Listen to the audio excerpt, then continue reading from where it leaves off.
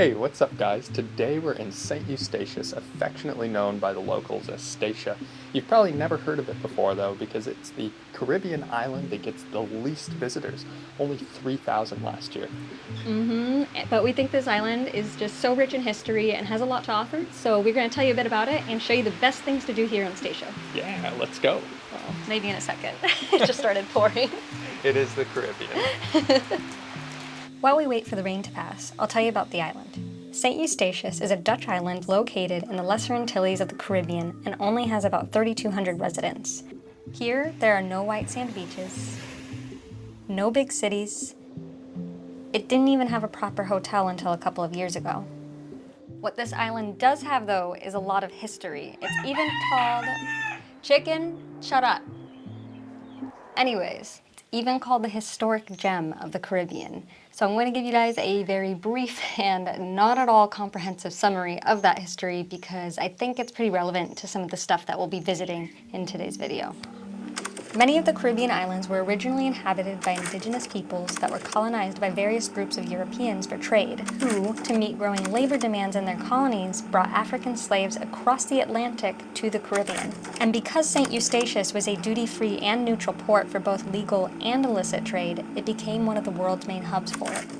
Statia was prosperous during this time. It even became known as the Golden Rock.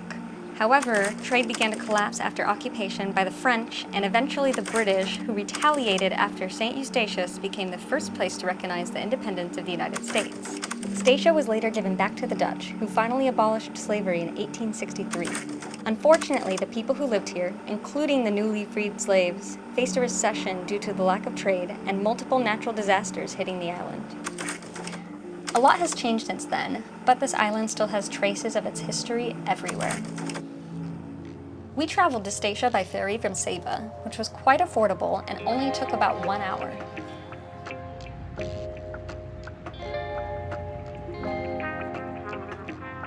Okay, so we just got through the lack of immigrations. That kind of weirded me out. So I guess if you're coming from Saba, you don't need a passport stamp or anything. They did scan it. You don't need a stamp, I asked. Anyways, we probably should have pre-arranged a taxi, but we didn't. So now we're walking on this dark road to go find our Airbnb. I think we're gonna be okay. It's like flat, and you're at the bottom of these cliffs. After being in Saba, we're gonna be fine. You're at the bottom of these cliffs. So the only traffic on the road right now is headed from the ferry port, right? Otherwise it's just flat road. Not a lot going on. It's 15 minutes. There's even a sidewalk. I say we just walk it. I think we're gonna be okay. Let's do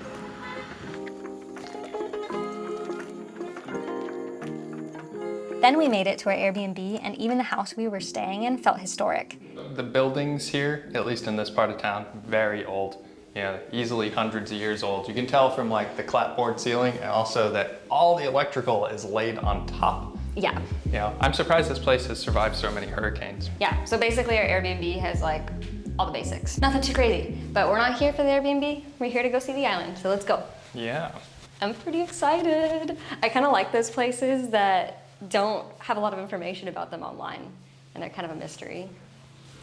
It's an adventure. It's an adventure. Our Airbnb was located right in the middle of Oranjestad, the capital of Statia, and a small and laid-back town.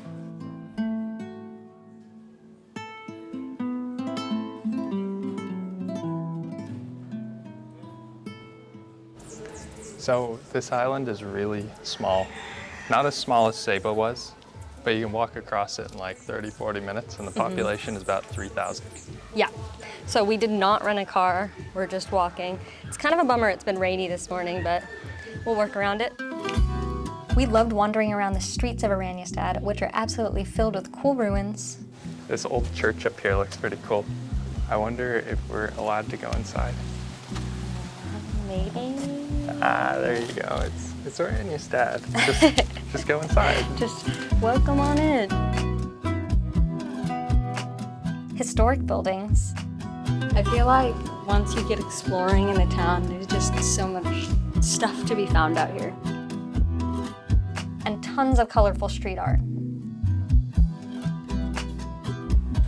Behind me on this wall is a painting of the famous blue beads of Statia. These were created by the Dutch East Indies Company in the 1700s as a sort of currency and also reward for the slaves here. And after the abolition of slavery, everybody just threw them into the ocean, threw them away. They were suddenly worthless. So theoretically, you can find these scattered all around the island. There's thousands and thousands of them, and they're sort of a symbol of national identity now. Some people still wear them to feel connected with their ancestors. Some people like them because they're pretty and blue. If you're lucky enough to find one, they say you'll always come back to Statia. One of the main historic sites in Oranjestad is Fort Oranje. It's a historic Dutch colonial fort that was built as a defensive structures against invasions and positioned to safeguard the harbor. We've been to some of the old forts around the Caribbean. The fact that they took the time to redo it and remake it just puts you right back in time. It's kind of neat. Also in town is a small museum, but unfortunately it was closed when we tried to visit. If it's open while you visit, you can head there to learn more about the history of Sint Eustatius. And the best part of staying right in town was meeting the locals. Everyone is so friendly here. Our next door neighbor even brought us some of his amazing cooking. The people here are so nice. Our next door neighbor just chased us down and was like, "You gotta try this empanada I made." Of course I didn't have the camera on that moment, never do, but it's so good too.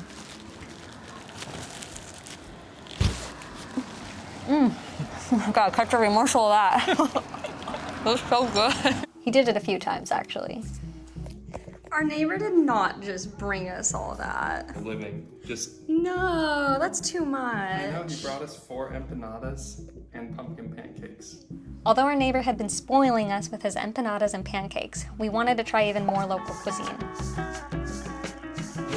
So we're out at our very first restaurant in Statia, and this place came recommended to us by a local guy, and it's right across from the Fort Oranje. It's called Ocean View Terrace, and they have some local eats here. I decided to get some goat, and it looks almost like a barbecue style goat. It looks good.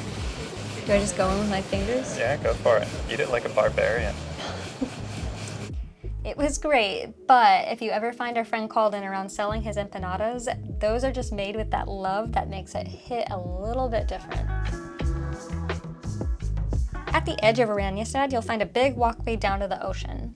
This is the old slave path. In the past, it was used to transport slaves from the coast to the plantations on Statia. Now it's a pedestrian path from town down to the waterfront.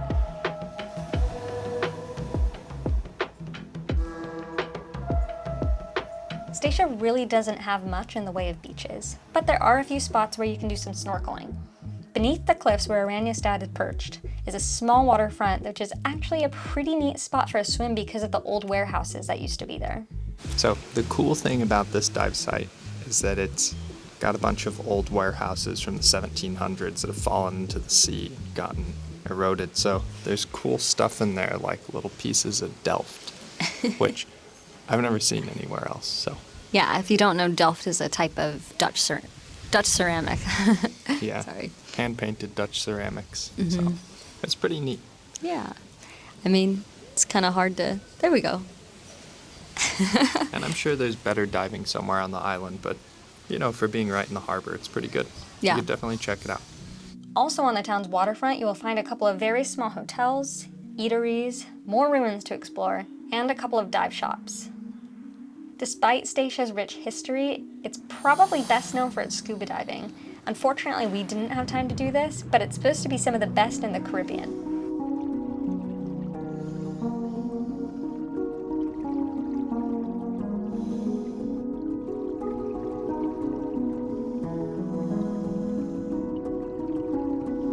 A major site on Statia that you cannot possibly miss is the Quill. It's a dormant volcano and a large protected nature reserve. So this hike we're about to go on is called the Quill, and it's up and around a volcano. It's supposed to be through a bunch of cool forest and stuff.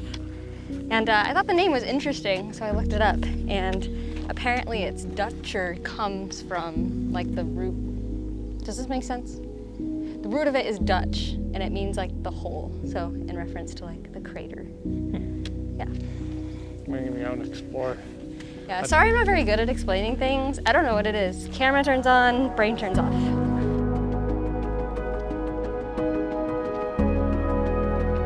This volcano has lots of hiking trails which allow you to hike around or even into the crater of the volcano. There it is. That is the lookout from the top.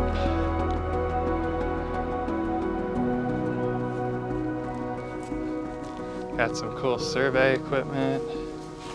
And if you look over the other side, I don't know if you can really see it. There's the inside of the crater. It's actually quite cool. It's very cool. So, I wish Brandi could have made it up here, but that last little part's kind of treacherous and you gotta pull yourself up ropes. And you know, now that I'm up here, I can't really stay too long. You can't see it, but there's like angry bees everywhere. But it's beautiful. It's definitely worth it if you come to Statia. I'd say this is probably the headliner thing to do here. It's really quite the view. 360 degrees almost. It's just, there's quite a bit of forest everywhere around you. On our second visit, we hiked around the entire base of the volcano to find the Botanic garden.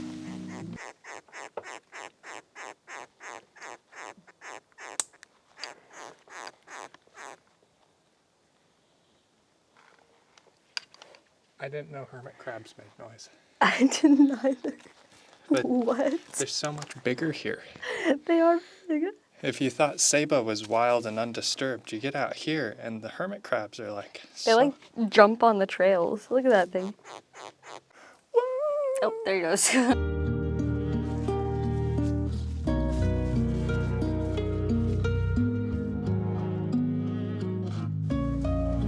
Jeez. No, you need a quarter. And he took all the quarters out. I did. Oh. Then we decided to hike home for the night, which was only about an hour walk from the Botanic garden. On our way back, the only person we saw during our entire hike that day just happened to pass us while he was driving and offered us a ride back into town. And then he asked if we were willing to stop by another site that we also wanted to visit, but we wouldn't have had time for otherwise. Then he drove us down to the White Wall and Fort de Windt.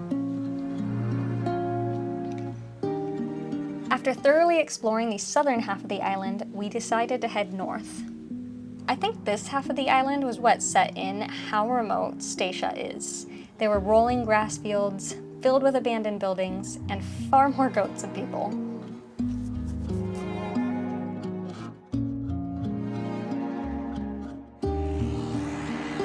So fun fact, you can order Domino's pizza from St. Maarten and have it delivered on the Windt Air flights that come. Really? Yeah. How much does that cost? I couldn't tell you, but people talked about it online when I was like, how often do the flights come? They're like, well, often enough you can order Domino's pizza. That's so weird. I know. Our first stop on the north end of the island was Zeelandia Beach, a popular beach to visit, but you can't swim there because it has dangerous currents. But if you come at the right time of year, it's also a huge sea turtle nesting site. And they have boards telling you when to come. So it's like July to November for the green sea turtle, July to December for the hawksbill sea turtle. Ooh, We just missed it. What about this one? Oh, they have leatherbacks too. Yeah, they do. March to June. That would have been cool to see. Bummer. We've never seen a leatherback. Yeah, we're missing turtle season. Oh well. Just beside the entrance to Zeelandia Beach is the entrance to Boven National Park. So we just made it to the trailhead of Boven National Park, which is the second of the two national parks on the island, the first being the Quill, which we already visited. Yep, and if you do come, make sure you come early in the morning or on a cloudy day because it's very grassy, sort of tropical scrubland, and there's no trees, no shade. It is extremely hot. Yeah. We are kind of dumb and came at like 2 in the afternoon and I am dying, so. We did walk here in all fairness though. Right, let's check it out. All right, do you know how long the trail is supposed to be? No, oh. I know nothing about it. We're gonna find out. Tell you, there's really like not that much information about this online, by the way. Like almost nothing in Statia. Like, we're real off the beaten path. Yeah, they're gonna be like recovering our skeletons from back here. Oh God, don't say that.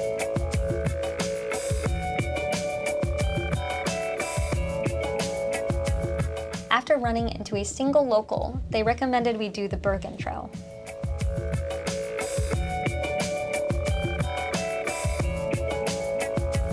All right, we made it to the top. As I understand it, this is the easy trail. If you look over there, that one I think is Jenkins or Boven. I don't know. Either one. They're supposed to be way harder and supposed to take all day almost to get up there. According to the girl we ran into on the trail. The view here is beautiful. You can see Saba over there. Just a few weeks ago, we were standing looking at this exact spot from the backyard. Over there's the Quill. You can see St. Kitts. And you can also see the oil facility, which is the secret to this little island's wealth. Yeah. And the hike up here was really nice. It had a lot of little animals running around. It had some forest cover for part of it. There are ants here though that sting. One bit me, really hurt. just as a heads up. Yeah, wear your bug repellent. But it's Yeah. beautiful up here. It is, it was totally worth doing. I almost like this more than hiking the Quill, because the Quill is all tree cover, so you can't really see out at anything. It's just more trees. Yeah, the views up here are a lot better for sure. Yeah, but I think it's time we try and get home before it gets dark. Yeah, we should probably do that. Let's go. After completing the trail, we decided to take a quick detour to Venus Bay.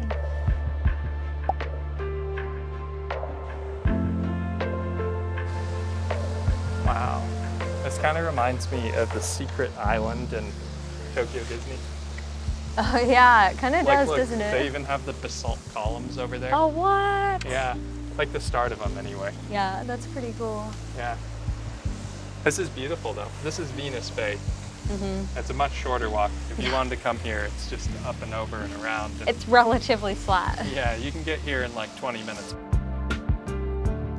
And that was our trip to Statia. We really hope this video helps you out on your own visit, or that you at least enjoyed it or learned something new. As always, thank you guys so much for watching, and we'll see you in the next one.